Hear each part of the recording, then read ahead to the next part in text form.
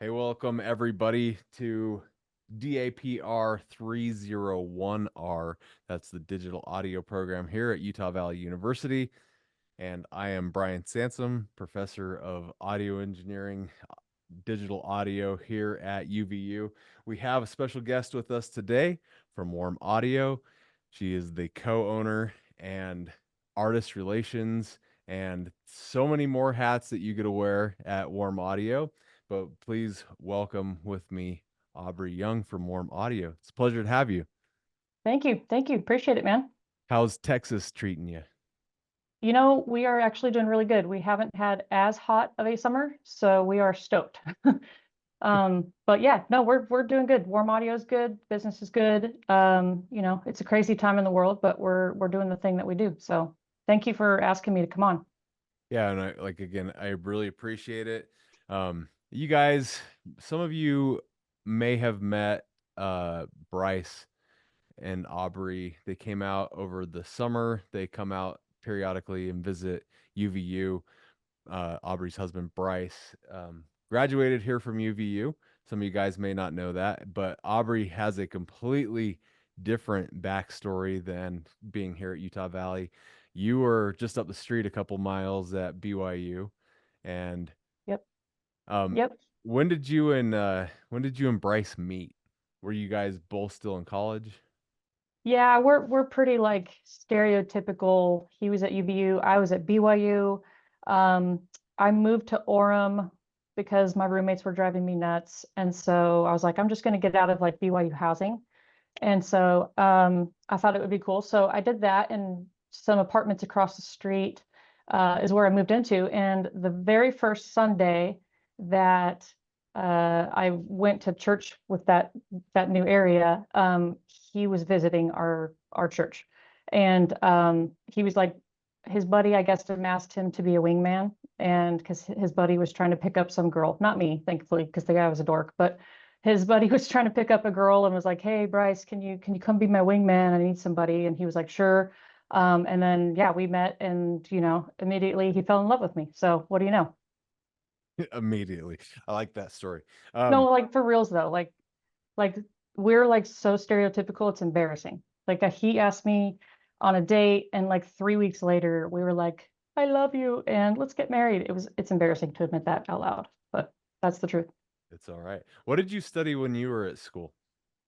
So I was actually in a completely different field. I was going into nursing, and I was already an EMT, and I was doing surgical tech. I was just kind of floating around. I worked at Utah Valley Hospital. I would go up to U of U Hospital, American Fork Hospital, just kind of bounced around. Um, Dead set on the medical field. I grew up with, unfortunately, a lot of health problems. When I was 14, I got really, really sick. And it kind of inspired me to go into the medical field and try to get back to the community that had helped me so much when I was a kid. And so I was dead set on that. And but then we got married, and life does its thing, and things change and plans change, and we were led in different directions. And so I don't do any of that anymore. Music is my life now, and audio is my life, and I love it. So with life, you have to just kind of go with the flow, and you know figure it out as you go along, and not get too hung up on like what your plans were since you were a kid. If sometimes things don't work out the way you think they're going to, but at the end of the day, I feel like most people, we end up where we're supposed to be. So, So, as you guys started Warm Audio, what were some of the initial challenges for you watching and being a part of this with Bryce? so admittedly, I grew up I'm a Texas girl. I grew up like middle class, Texas family. We're very strong in our roots. We're very proud. I was taught, like, you go to school, you get married, you have kids, you have a 9 to 5, or you stay home with your kids, and just there was just these underlying things that were just drilled into my brain. And so going to school, I was always like dead set on, like, I'm not going to marry an entrepreneur, because I've seen so many business owners just they have high expectations and they think they're going to make it and they're going to become the next, millionaire or whatever. And then it just doesn't work out. And so I just, that was just how I grew up thinking, was just, it's better to go and get married to somebody that's got a stable job, and the consistency and the health insurance and the, all of that stuff is just super preferred, I guess. And so I told myself, I'm not marrying an entrepreneur. I can't handle the stress. I need consistency and all of that. And so, like I said, you have to kind of go with the flow when life takes you into different directions. And when I met Bryce, he was very dead set on, I'm going to own my own business someday, and I'm going to make an industry. I'm going to rock the industry here in the music, the pro audio world. And admittedly, I was not a fan at first. I was like, that sounds super scary. Let's just, let's just go get regular jobs and, do all of the normal stuff. And fortunately for me, he was very responsible, and he finished college, and immediately went into the workforce and got a real job, and did the grind for several years. But at night he would come home from the grind, and he would work on these ideas that he had. And now it's a whole other thing. But back in the early days, it was a little sketchy there. So, but you got to go with the flow. Yeah. As you watched the business start to take off and start to grow, what perspectives started changing? I mean, you basically said life's curveballs create opportunities, but what perspectives changed in you, and how did that help you get more excited about what he was doing? I I wasn't a huge fan, but I was also of his idea to go and do this whole, I'm going to own my own business someday. But I was a very big believer in who he was. Obviously, that's why I married him, right? And I knew that he had the work ethic. I knew that he had the values and the morals. And at the end of the day, I knew that he would make it work, whatever it was. Because when I married him, he was working at a T-Mobile kiosk in the mall there in Orem. And he was making like literally nothing, while I was working at the hospital making literally nothing. But I did have the absolute confidence that he would work his butt off and make it work for our family, no matter what it was. And I knew that. And that was at the end of the day, whether I, thought it was going to work out and his idea was going to be something amazing someday or not, I knew we would be okay.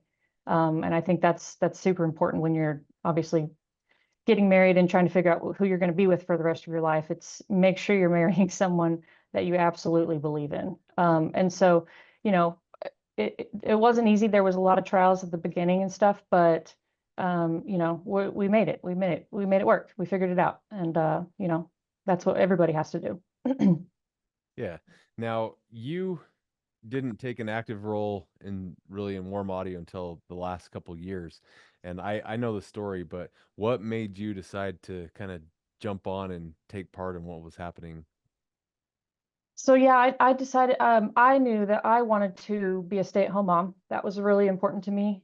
Some women are, in that mindset as well. Other women are like, nope, career is my priority. Both are good. They just have different, different priorities. But I've seen successful women in both areas, and I know many of them in both sections. And so both of them are noteworthy to me. But I personally chose to be a stay-at-home mom. I chose to put my career on hold. I chose to not go any further with the medical field of stuff, because I wanted to make sure I was raising my kids, and really wanted to do it well. And so that put a lot of pressure on my husband to go make enough money for us, so that he was just going to be a single income, kind of a family here. But when my kids got older, my daughter, she's now 14, and my son, he's almost 12. He'll be 12 in a couple weeks here. A couple of years ago, when I guess they were what, 10 and 12 or something at the time. So old enough to basically take care of themselves. If I have to leave, they're not going to die or burn down the house. I trust them for the most part. I decided to start taking more of an active role, I'm a little bit surprised that I took on the artist relations gig in particular because I'm not a super social person in my personal life, and that's exactly what this job requires. But for some reason, when I'm working and it's for our business, like something clicks in my head and I turn into a different person, like a different version of myself. And I become very outspoken. I become very social. I can go and talk to any person off the street and make them my best friend. And I, I don't really know how I've done that, but that's what I've done. And so I picked up pretty quickly that I could do this job and I could do it well. And when you find something in life that you can do well, it becomes fun and it doesn't feel like work anymore. Um, and then you get excited every day going out and doing whatever it is that you're going to go do. So I don't know which story in particular you're thinking of. Maybe remind me because then I can go into it more because I have a lot of stories in my head. But I mean, there's stories you I like what you were talking about, how you're not super social, but then all of a sudden something clicks when you get into the role of work. I think that mhm, happens with a lot of people and a lot of different aspects of life. But one of the things that you've talked about with me, and I think is just a really neat story. Um, I was with you at NAM talking for a few minutes, and mhm. somebody that you kind of saw as a superstar had come to the booth, and you were able to kind of create a custom microphone and deliver it to him. Will you tell us about that story? You talking about Stevie? I sure am. So yeah, I don't know the age group of the kids in your class here at the school, but Stevie Wonder is actually right here. So he's probably one of the biggest music icons of the last 100 years. I think him and Prince and Michael Jackson are basically like top tier, right?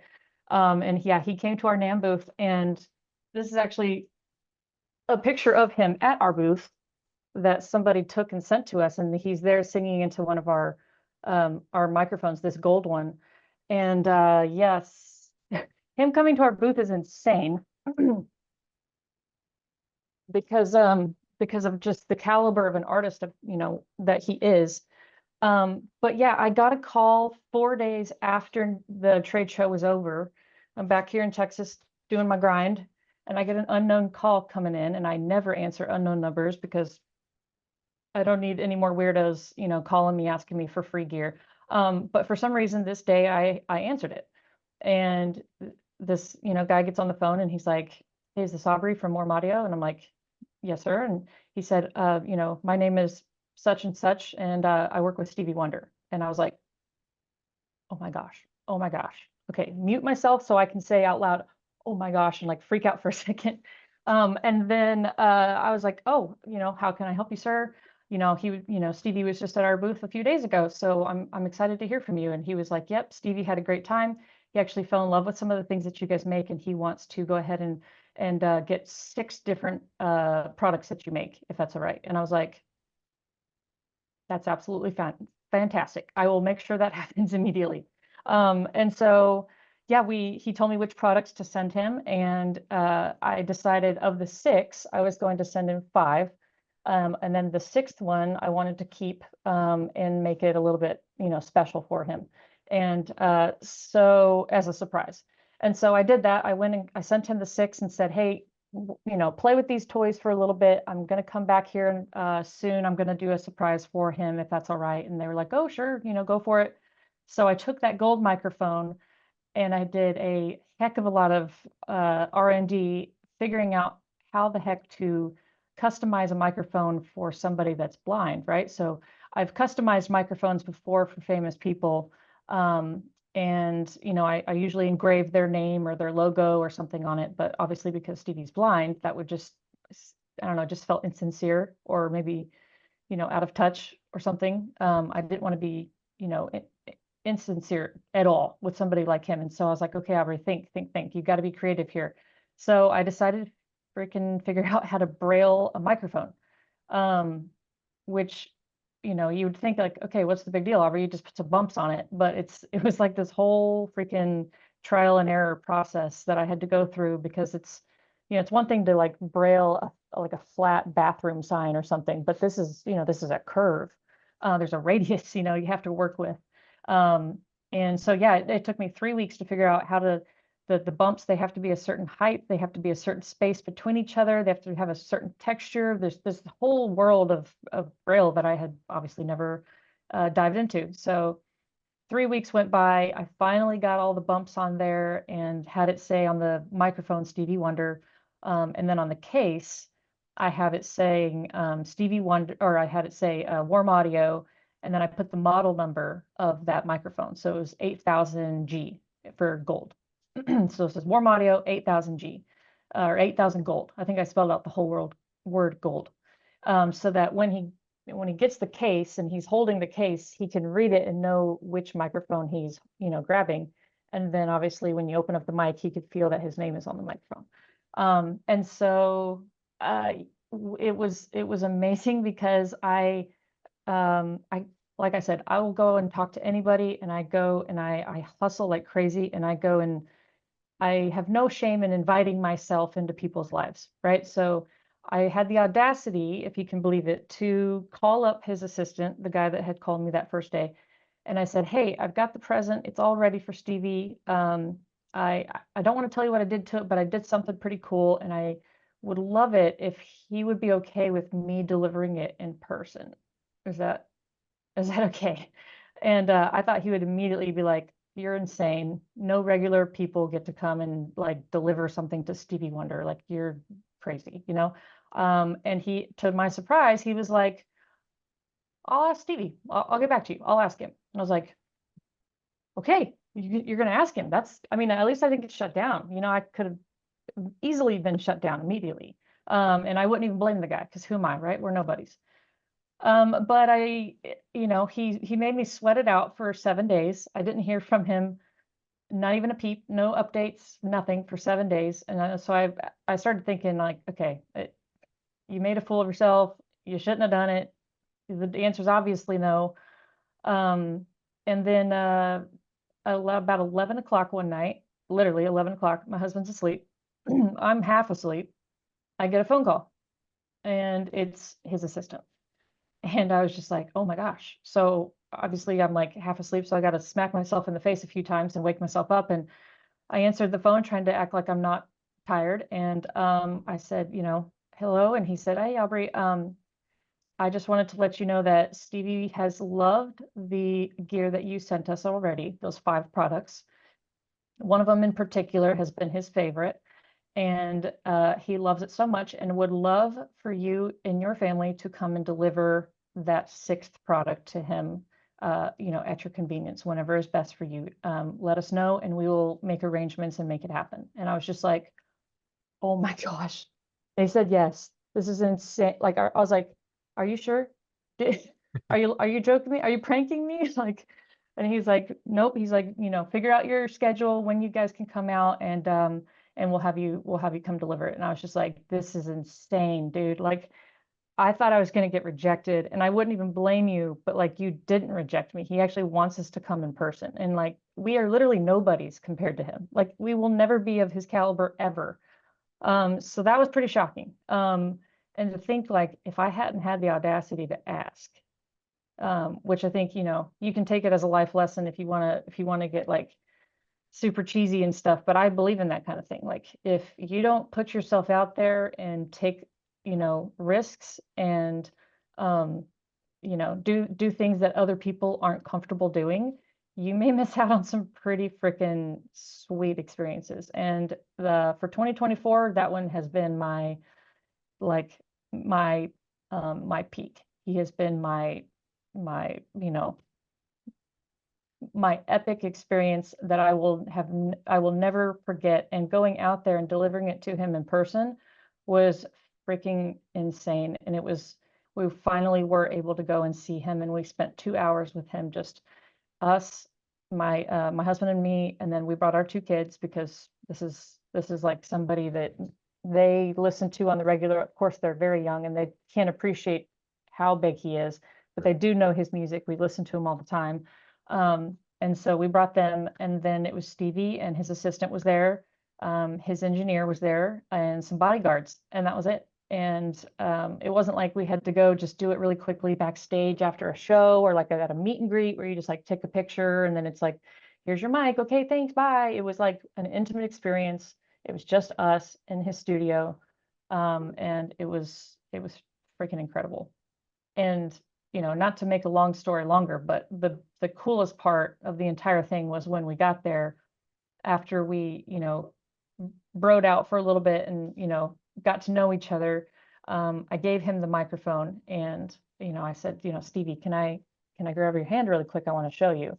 And he's like, sure. And so I grabbed his hand and I'm putting his fingers on the bumps.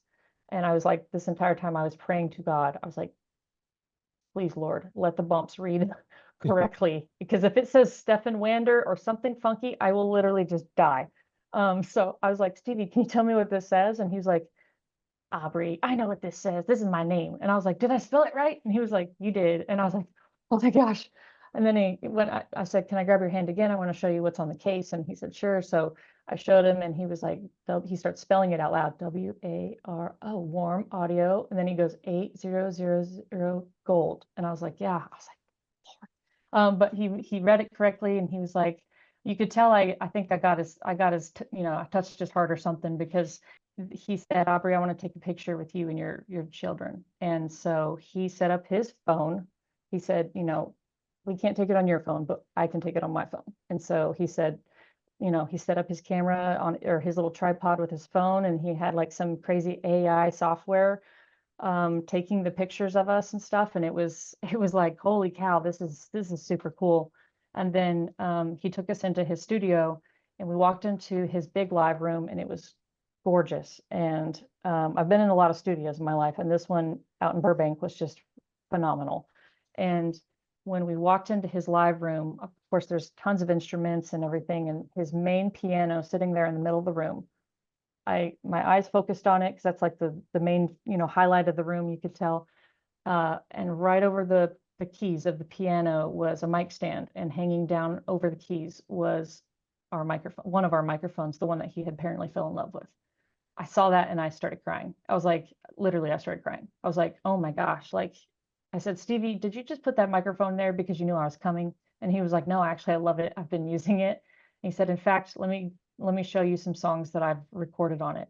That's going to be on my new album. And I was just like, oh my gosh, like you're for real. That's amazing. I would love to hear those. And so we went into his control room and he showed us two songs.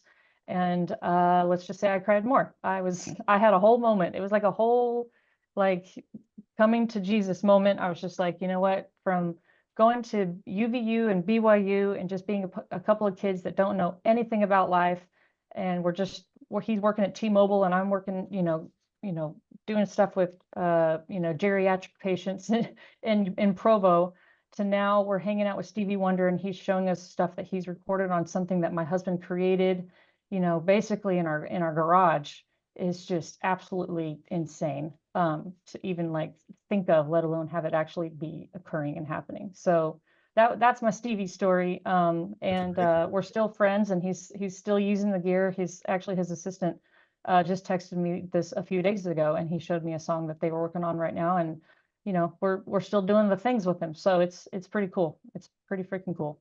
Awesome. And I love how you brought it back to the story of you guys were just two kids that were in Provo and Orem, which obviously I don't know if my students understand maybe why, like why Aubrey's here, but I think that your guys' story shows that there's a lot of hope in this industry Yeah. where there's a lot of people that say, "Oh, you can't make it in this industry," but you've already shown us the way. You've shown that there is a way to come from Orem and Provo and to go out into the world and to be very successful in what you're doing. And so, that's something that I truly appreciate and admire from the both of you. And I know that being married to somebody who's in the audio world can sometimes be a pain in the butt, to say the least. But, your story does resonate and it helps push people's minds and expand what I think their horizons can be. And so really appreciate that. If you had any specific advice for the students who are watching, who might watch this in the future, about what it takes to make it in the industry, what would you tell them? Yeah, it's funny because right before we got on this call, our marketing director, she was messaging me about something else. And I said, hey, I can't talk. Um, I'm about to get on this, video call with the college or something. And she was like, oh, okay. She's like, wait, what? What are you doing with the college? And I was like, oh, yeah, I don't know. They're asking me some questions and stuff and for some students. And so she was like, oh, okay. Well, what's the topic? And I said, I'm not really sure. I think they're just going to kind of wing it. And, she's like, okay, well, whatever you do, tell them or teach them to hustle because that's what you do best. And she said, you should do a master's class in hustling. And I was like, that's okay. Yeah. I was like that. So I'm kind of, my reputation, I guess, around here is that I've got the hustle. I've got a grind that is unmatched. And I don't say that like it's some like special thing about me. I say it because I believe absolutely that to get anywhere in life, doesn't matter if it's in this industry or the medical or the, lawyer. Lost your audio for a second. Your audio just cut out.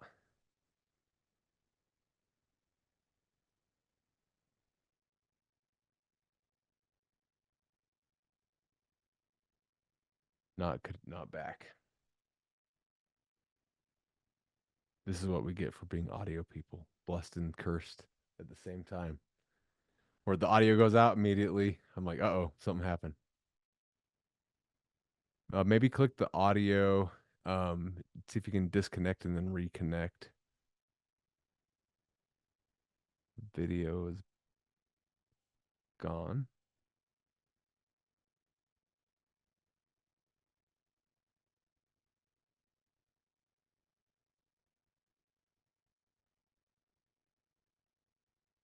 Hello, hello, hello. Yep, I can hear you again. We can't see you yet, but I Okay, can. that's fine. Yeah, I got it. Hold on. Let's see. Yep, there you're back. So last word I heard was lawyer. Okay, I'm full. I'm good. You're back. Yep, Okay, cool. Sorry. I didn't even touch anything, so that was weird. that happens. What was the last thing you heard from me? If it doesn't matter if you're like an attorney or whatever. Yeah.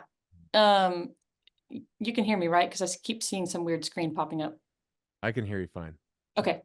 So yeah, it doesn't matter, yeah, what field you're in or trying to go into or anything, as long as you've got the hustle and the grind, I feel like you can make it. You can make it work. I particularly have a reputation for being a hustler. And it doesn't take any special talent. It just takes an absolute commitment to do that. And so there's, as employers now, we have 30 something employees at this point. When we are looking for who to hire next, doesn't matter if it's a lower paying job or if it's one of our top management positions, it doesn't matter. When we are hiring and looking at resumes and all of those things, we are looking for kids that have a hustle, and you can see it on the paper. And then when you meet them, they double down and they just impress you. You can tell when people have a work ethic that is just absolutely phenomenal. I would say one of our big things is, I know I'm talking to college kids, so I'm not absolutely discouraging you from going to college or anything, but I would absolutely encourage you, if nothing else, to just make sure that you're getting out into the world as fast as possible and getting some experience with life. Because when we're looking at resumes, we're not just looking at, oh, cool, they got a master's degree or a PhD or a bachelor's or whatever. We actually don't even care about any of that. We're actually looking at, how long have you worked somewhere? What position did you hold? How long did you stay there, or did you hop around a ton? We're looking for people that have put themselves out there into difficult positions and not just gone to like, oh, I've worked at an ice cream shop, or I've, bus tables or whatever. If we get but they've got a bachelor's degree. If we see somebody that has like 3, 4, 5 years, whatever, doing anything, it doesn't even matter. We're like, okay, that person can be relied on. That person knows how to stick with something, even if it's not the funnest, even if it's, not the coolest job. I don't know if that makes sense, but it's just, we can tell just by somebody's resume, what their priorities are. And I would absolutely recommend just getting yourself out there as fast as possible and working. In fact, when my husband was going to school, he only got a bachelor's. He was studying business, and he was told by many, many people, Bryce, if you don't go and get an MBA, you're not gonna be able to do a business. You're not gonna be able to own your own thing. You're not gonna do it. It's not possible. You won't know enough. You will just, it won't work out. You have to get an MBA to make it in business. And, we as a couple, we sat there and, went back and forth forever. Okay, do we keep going to school? Do we keep getting more student loans? Do we keep, or whatever? And at the end of the day, we both felt strongly that he just needed to get his butt out into the workforce as fast as possible. And instead of just focusing on more schooling, learning about how to run a business, he was like, I think I'll learn faster, and I'll probably learn, better if I'm out there learning from other business owners, and working for them and seeing what they do and what they don't do, and what works and doesn't work, rather than just studying it out of textbooks. So, again, not discouraging anybody from going to school. It does have, obviously, it's huge values, and he got a great education, and he got good grades, and he did really well at UVU, but he also had the grind, I guess, and the hustle to back it up. He would work, he would go to school during the day, and he would work at nights. I was the opposite. I went to school at night and worked during the days, and then we would flip flop, and then he would, so we were like two ships passing in the night. We like literally never saw each other for the first couple of years of our marriage, but we had the hustle to back up, what we were doing and what we were wanting to do in the industry. And I think that's absolutely key. If you are a smart bookworm, you are, everything about, whatever subject matter you are learning and studying, but you don't know how to get out there and go do long shifts, go do the jobs that nobody else wants to do, go be the top, performer at whatever position you're at. If you're the kid that's always looking for paid time off and vacation days, and, oh, I'm sorry, I came in late this time, and I know I was late last time too, and just that, all of that little, little things that are irresponsible, they kind of add up. And employers like us, we can sense it, we can smell it from a mile away. So if anything, I would say just get your butts out there and work, and don't be afraid to put yourself in situations that are a little bit uncomfortable, and don't be afraid to do things that other people are too scared to do. Like ask Stevie Wonder if you can freaking come over and give him a microphone, because a lot of things, opportunities won't come to you unless you put yourself out there and make yourself known to the industry, whichever industry you're going into. So Awesome. Appreciate it. I'm going to open up the next just couple minutes to students if they have any questions.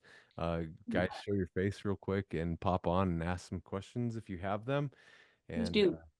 yeah, and I would love to go more into this hustle, but we unfortunately don't have very much more time. And so maybe we could do That's this. fine, because I have to get off and go hustle and do my regular job. So we're good.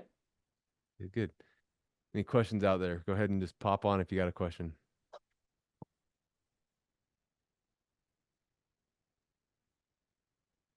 Don't be nervous. Whitney's coming on. I can't hear you though, Whitney. It's making me feel better that I can't hear you, because now I don't look like the only one that doesn't know how to work the audio. We all have problems. Okay, how about now? Yep. Oh, we're gonna get, I'm hearing That's myself. Sorry. Just ask everybody to mute in the room for a second while you Okay, there we go. I was just kind of curious, because you talked about wanting to be like a stay-at-home parent. Do you feel like you've had to make any compromises to your family or how you wanted to raise your family working in this industry, or maybe the plans you had to skip out on because you and your husband are working in an industry like this?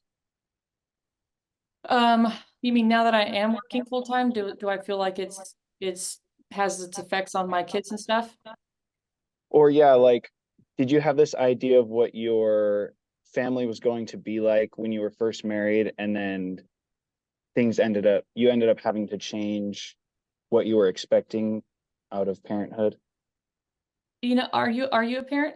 Are you I'm not a parent. I am recently married though, so I guess I'm just curious about that. yeah, no, it's good. Yeah, no, you know what? I feel like I feel like I have been blessed to have the best of both worlds. Like I said, I worked until my daughter was 12, so I was stay-at-home mom for 12 years. I feel like that's a lot of years. I feel like that was a blessing. I'm obviously still extremely dedicated to my kids. It's easy for me to work when they're not, when they're in school. Summertime is a little bit more difficult because obviously they're like, "Mom, when are you coming home?"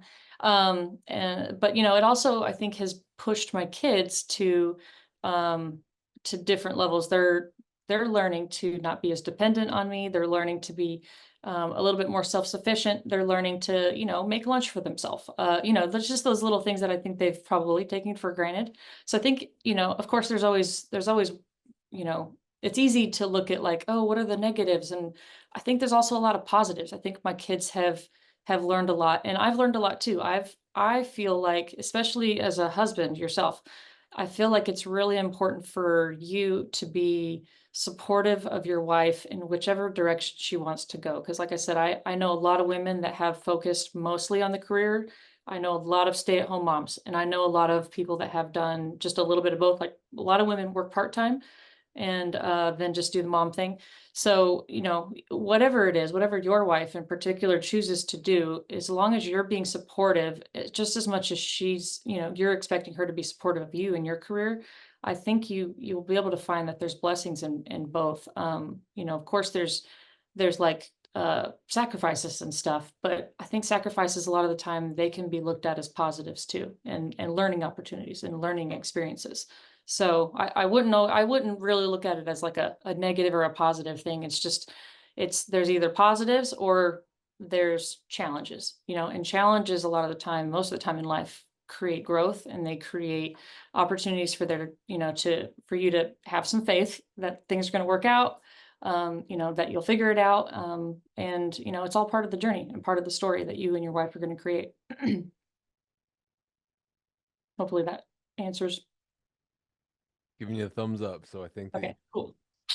question perfectly. Anybody else have any questions out there that we can fire off at Aubrey before we let her go and get back to her hustle? If not, oh, somebody unmuted. Let's see.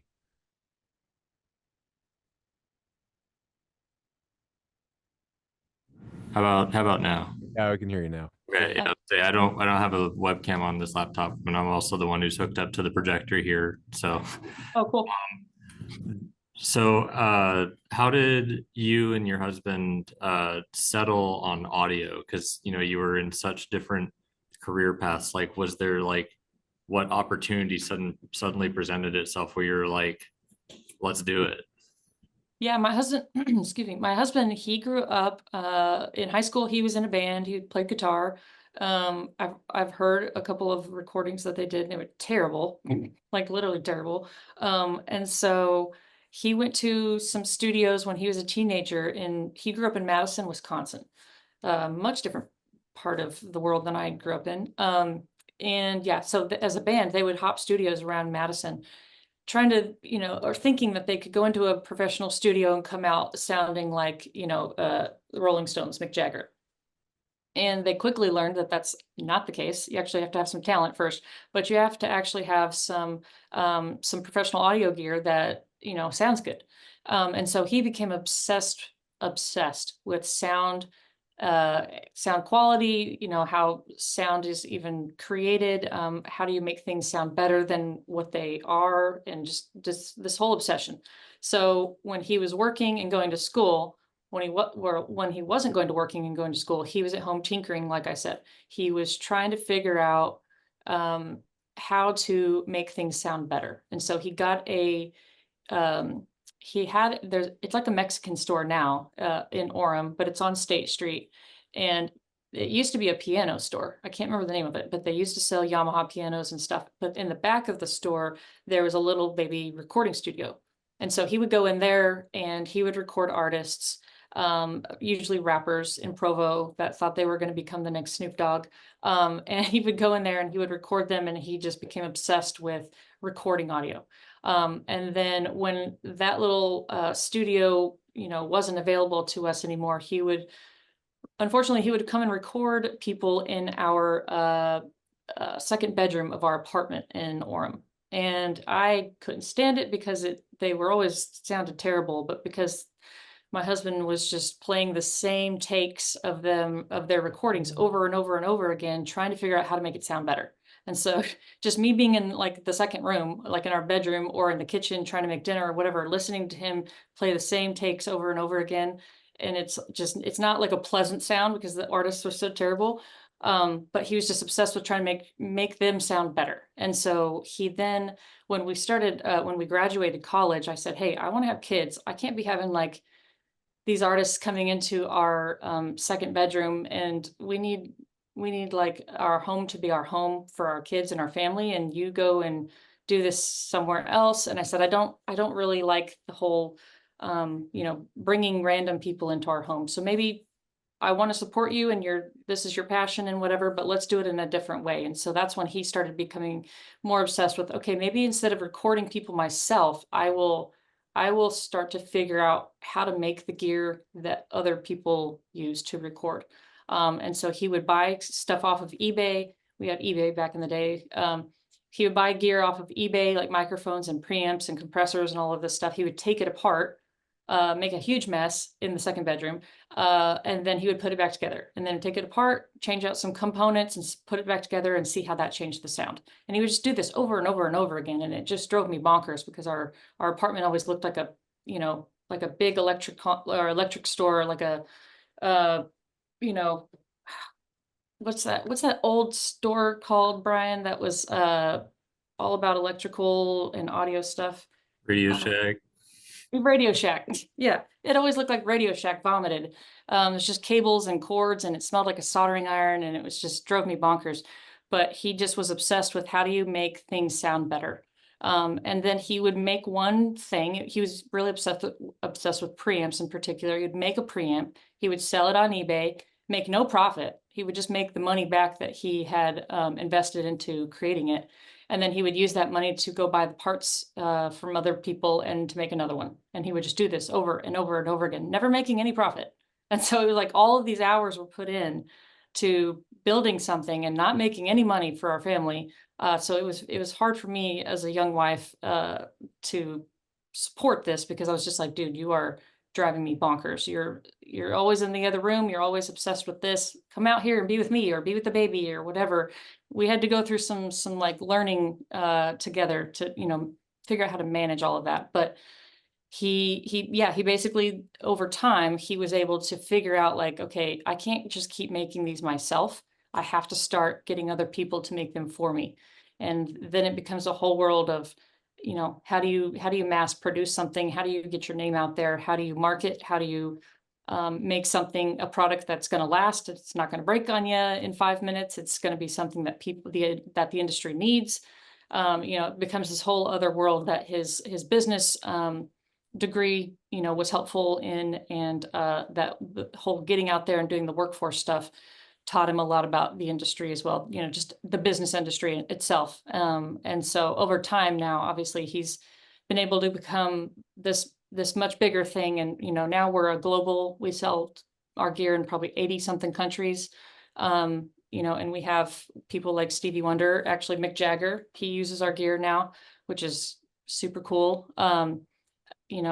Pink, Taylor Swift, Dolly Parton, Metallica, all genres, Smashing Pumpkins, Snoop Dogg, Drake. There's so many of them that we work with now.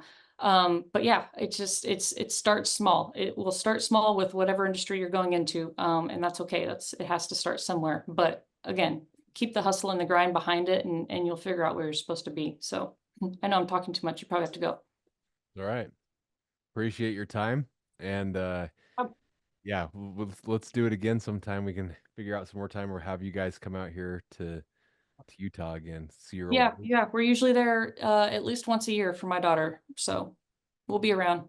But Hey. yeah, if you guys ever need anything, the students, if I don't know who the students are, but if y'all are into audio gear and if you ever want anything, let us know. We have student packages and discounts and all of that stuff. So always, Bryan can help you out and let you know how to make that happen. But we're here for the next generation of audio geeks and business owners. So let us know how we can help.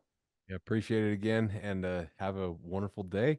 If Okay. you guys can reach out to me and I can get you connected. So thanks All right, again. we'll see you guys. Have a good day. Bye.